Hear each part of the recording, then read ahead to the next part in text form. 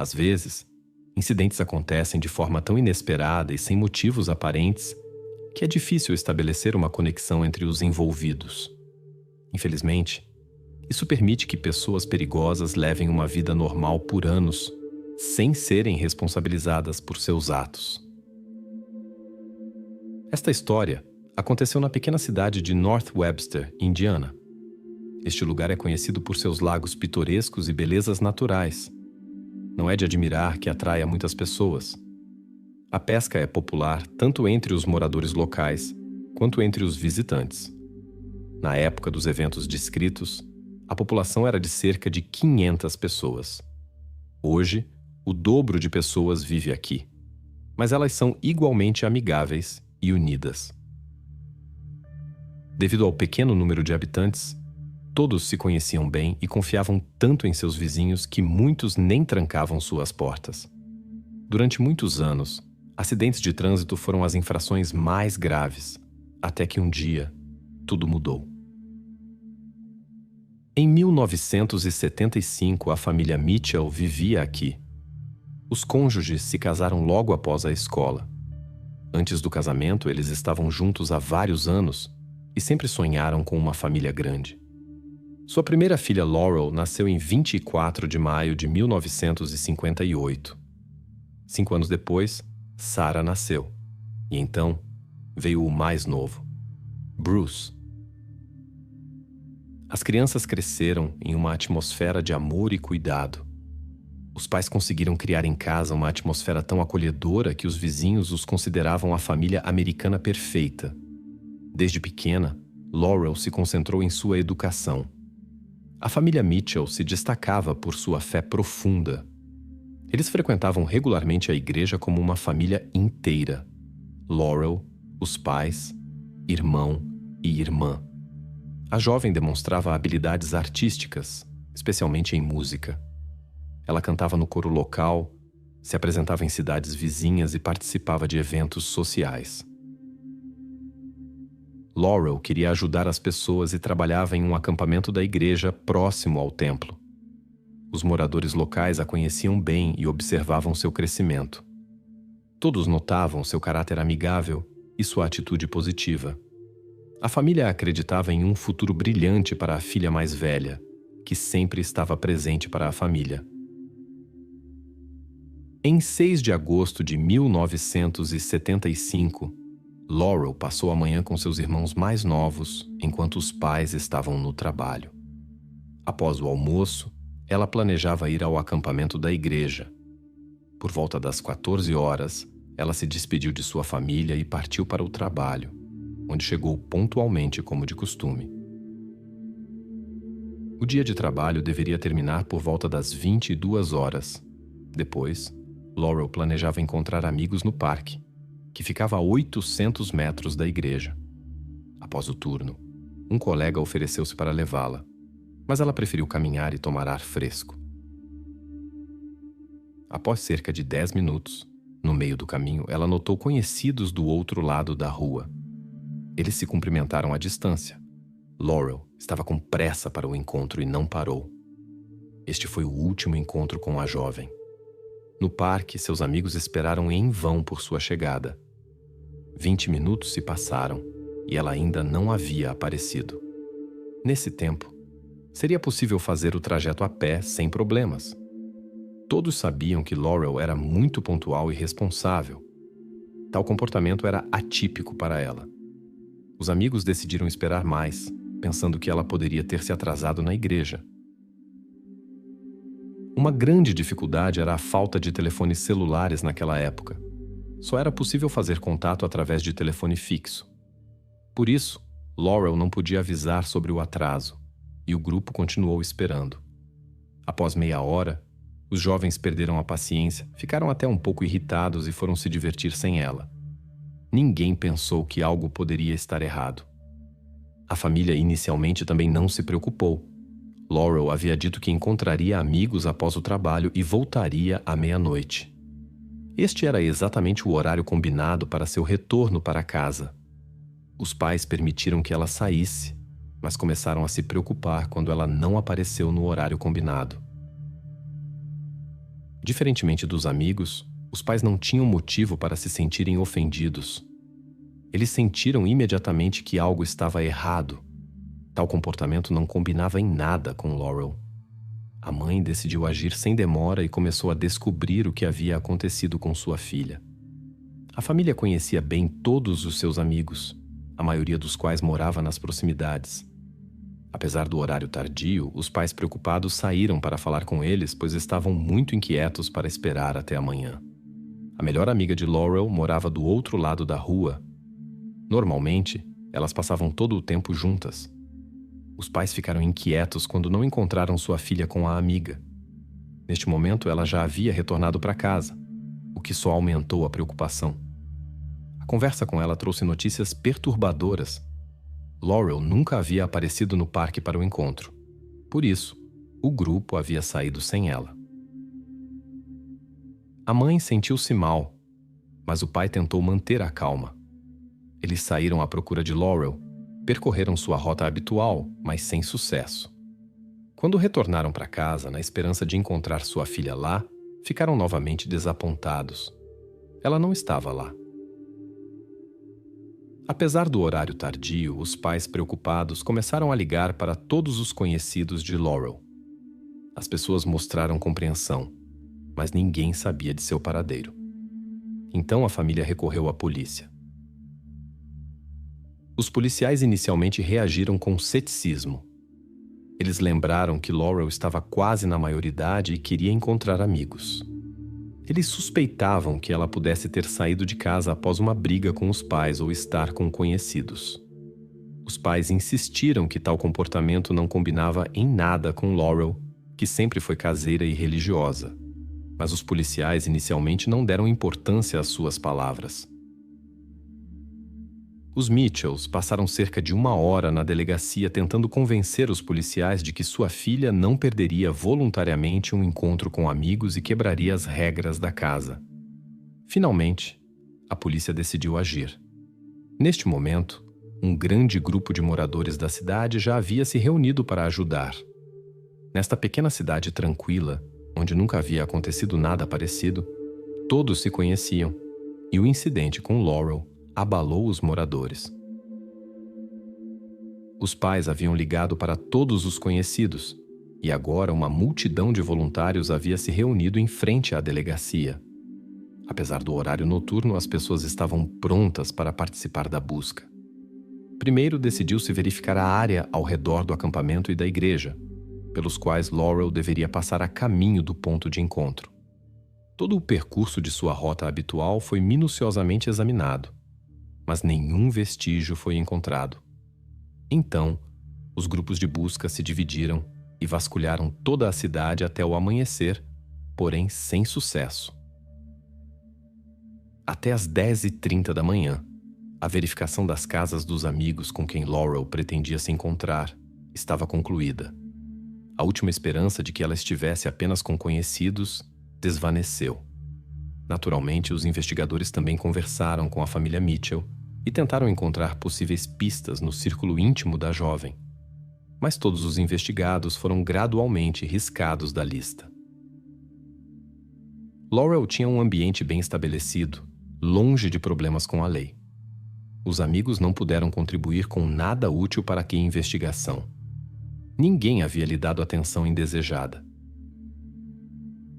Os moradores locais não queriam acreditar que algo ruim pudesse acontecer em sua cidade tranquila. Diferentes rumores começaram a se espalhar, e a pequena comunidade exigia veementemente resultados da polícia. Durante a investigação, descobriu-se que Laurel, cerca de 10 minutos após iniciar seu caminho, encontrou um grupo de conhecidos, acenou para eles e continuou andando. Eles não notaram nada em comum. Ninguém a seguia. E ela parecia feliz. Na mesma hora, um homem e seu filho pescavam alguns quilômetros ao norte da cidade, no rio. Tudo estava como de costume, até que o pescador notou algo estranho flutuando com a corrente. Como não conseguia identificar o objeto à distância, decidiu se aproximar com o barco. Quando o homem se aproximou, notou preocupado uma silhueta na água. Assustado, suspeitou que alguém pudesse ter sofrido um mal-estar enquanto nadava. Esperando ajudar, puxou o achado para o barco. O pescador se surpreendeu com o frio antinatural apesar do clima quente.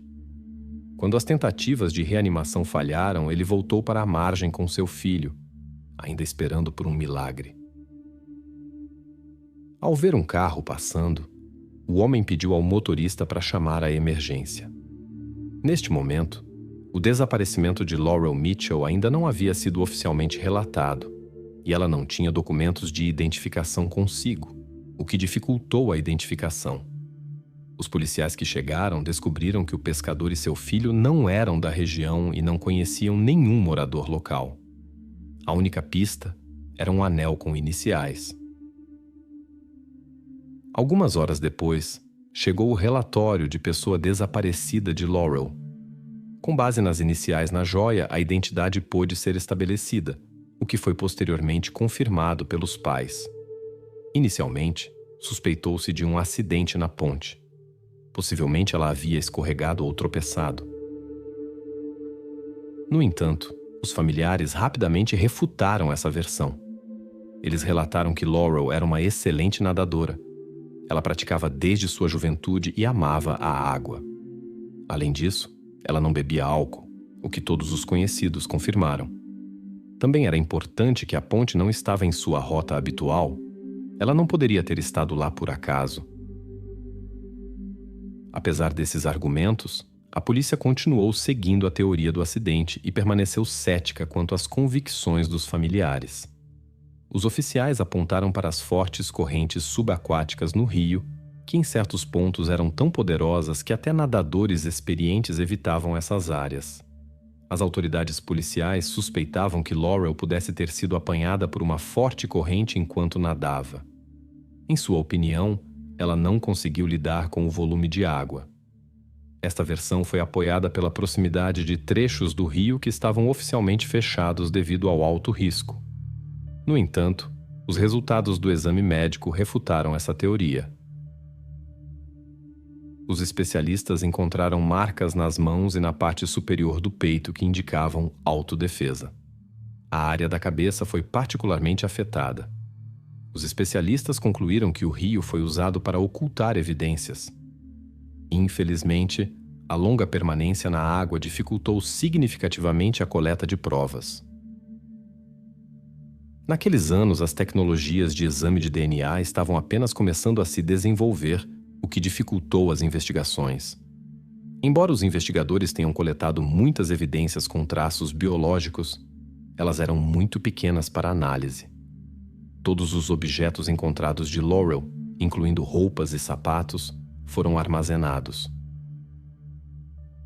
Tantas pessoas vieram para se despedir de Laurel que a igreja não pôde acomodar todos os enlutados. Muitos ficaram do lado de fora para mostrar seu apoio à família Mitchell e esperar por uma rápida resolução do caso.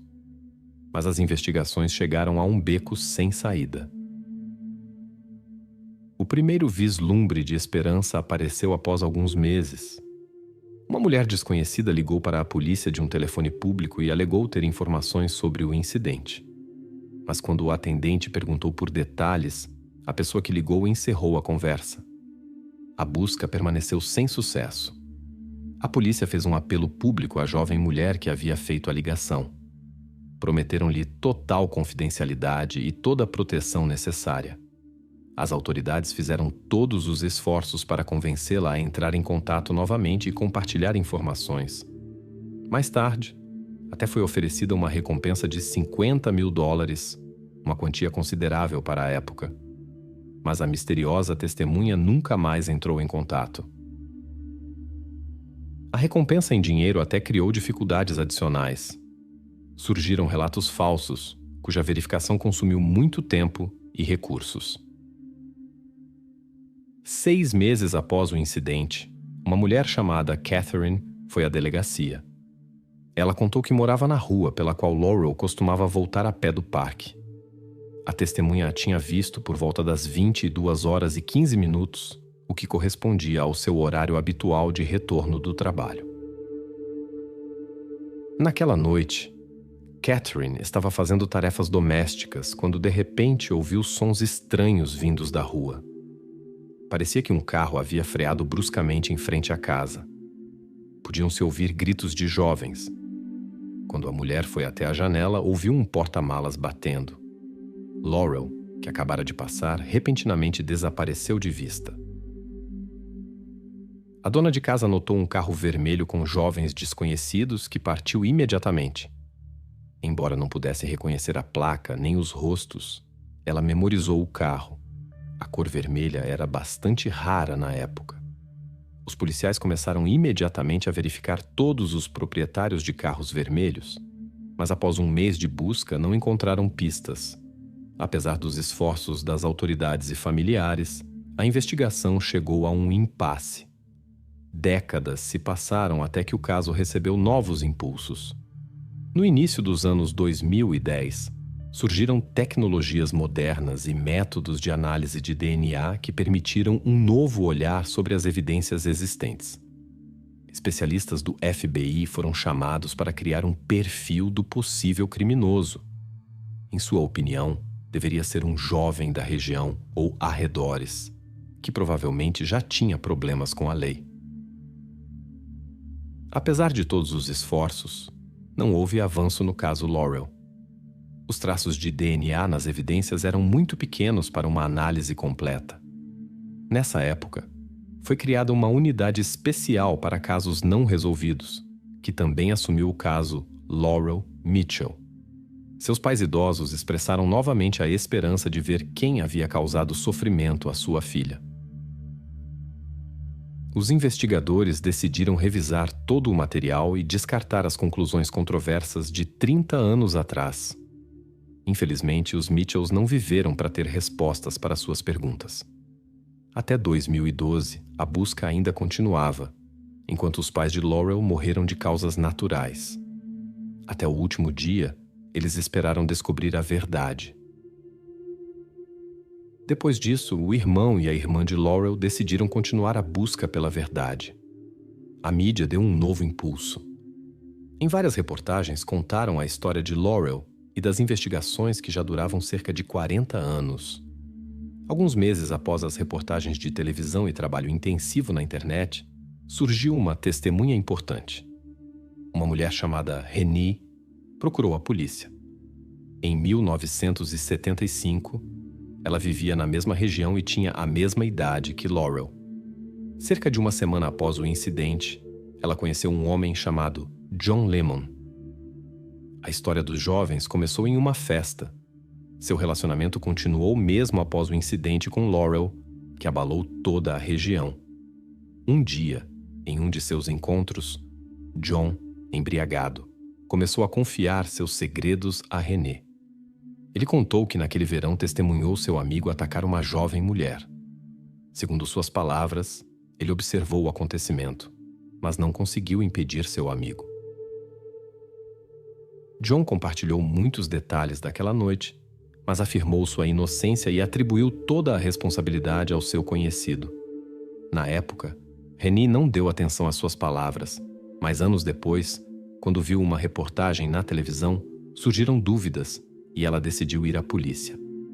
O relato de Renee interessou aos investigadores. John conhecia detalhes do incidente que nunca foram mencionados na imprensa. No entanto, as investigações encontraram dificuldades. Após essa conversa, o casal se separou e Renee perdeu contato com seu ex-namorado.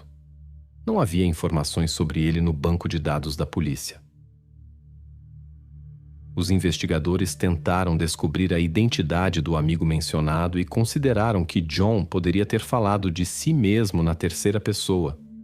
Renee se lembrou com dificuldade do nome, algo como Bundy ou Bandy.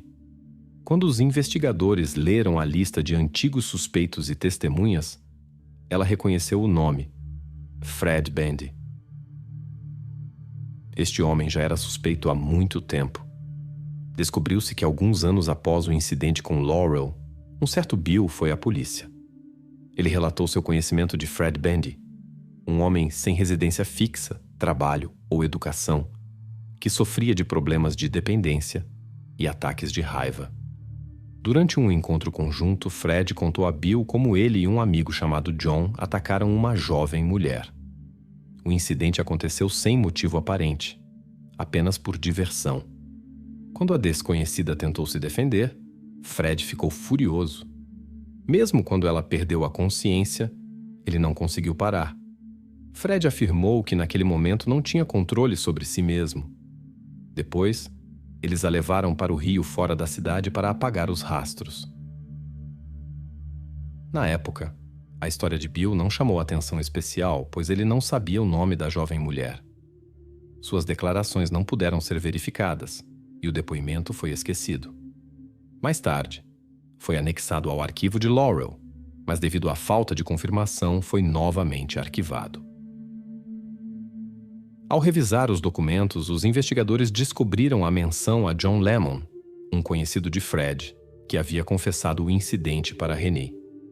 Isso levou os investigadores a examinar mais de perto os principais suspeitos. Para isso, eram necessárias amostras de DNA. Até 2019, surgiram novas tecnologias de investigação. Até então, não havia informações sobre John e Fred. Agora os investigadores tinham instrumentos precisos para analisar até mesmo os menores vestígios. Eles decidiram reexaminar todas as evidências, roupas, sapatos e objetos pessoais de Laurel. Surpreendentemente, isso levou quase um ano. Em fevereiro de 2020, houve o avanço. Os especialistas descobriram traços microscópicos que não podiam encontrar antes. As autoridades tinham material comparativo de Fred, pois ele já havia sido processado por crimes graves. Os especialistas examinaram as amostras armazenadas nos bancos de dados. A primeira análise mostrou apenas 80% de correspondência, não suficiente para conclusões definitivas. Após várias verificações adicionais com outros métodos, foi possível estabelecer uma correspondência quase completa com as amostras de Fred. Em 2023, foi decidido prender Fred Bundy e seu conhecido John Lemon. Segundo a polícia, Fred tinha 3 casos anteriores de comportamento ilegal contra mulheres jovens. Por todos esses incidentes, ele recebeu apenas uma punição, um curto período de prisão, após o qual foi liberado. Fred admitiu que estava envolvido no incidente com Laurel junto com seu conhecido John, que possuía um carro vermelho em 1975. Ele tentou transferir a responsabilidade para seu conhecido, mas não conseguiu explicar por que os vestígios eram apenas dele. Ambos foram presos quase 48 anos após o incidente. Os familiares de Laurel ficaram indignados que essas pessoas puderam levar uma vida normal por tantos anos, enquanto a polícia tentava encontrá-los. Como esperado, os detidos começaram a se acusar mutuamente. John negou seu envolvimento e alegou que o medo de seu conhecido o manteve em silêncio todos esses anos. Os advogados usaram ativamente o prazo de prescrição e tentaram contestar as evidências da acusação. Eles tentaram defender seus clientes com métodos padrão, o que não era fácil devido ao estilo de vida de ambos os homens. Após uma hora de deliberação, o júri considerou Fred Bundy, de 69 anos, culpado. Nas audiências subsequentes, ele foi condenado à prisão perpétua sem possibilidade de liberdade condicional. É importante mencionar que o caso foi julgado de acordo com as leis de 1975, quando as opções possíveis eram prisão perpétua com liberdade condicional ou a pena máxima. Após a abolição da pena de morte no estado, Fred recebeu uma sentença de prisão perpétua. Muitos consideraram isso uma punição muito branda para seu ato. John Lemon, de Auburn, Indiana, tinha 68 anos quando foi preso. Ao contrário de Fred, ele fez um acordo com a promotoria e confessou seu envolvimento no incidente. Graças à cooperação com as autoridades investigativas, John recebeu apenas 8 anos. Ele até teve a chance de retornar a uma vida normal, diferentemente do principal responsável pelo acontecimento. Em troca da redução da pena, John concordou em testemunhar no tribunal. Após a sentença, a irmã de 62 anos da vítima soltou balões com a inscrição "Nós o pegamos no céu". Assim, os familiares celebraram o tão esperado triunfo da justiça.